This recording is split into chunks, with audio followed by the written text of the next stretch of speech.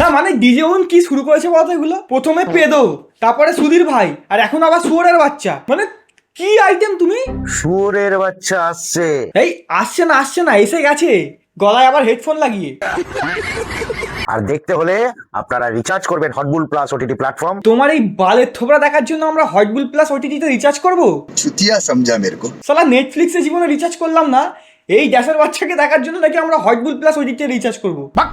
আর আসছে কবে? আসছে কবে নয়, আসছে কেন? কি এমন মজবুরি ছিল তোমার যে বিরিয়ানির দোকান ছেড়ে শুয়োরের বাচ্চা ওয়েব সিরিজ করছো? ওরে মাদার বাল, গাড়ির মধ্যে বসে শুয়োরের বাচ্চা থেকে ডাইরেক্ট এস বাচ্চা। আর তার থেকেও বড় কথা, এই মালটাকে গাড়ির মধ্যে কে ঢুকতে দিল?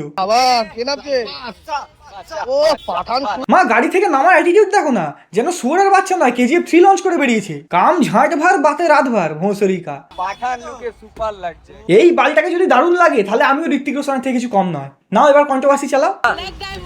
Black diamond. সবাই কেমন পিছন দিয়ে বলছে ব্ল্যাক ডায়মন্ড, সালা কালো হিরে না কয়লা বুঝতে পারছি না।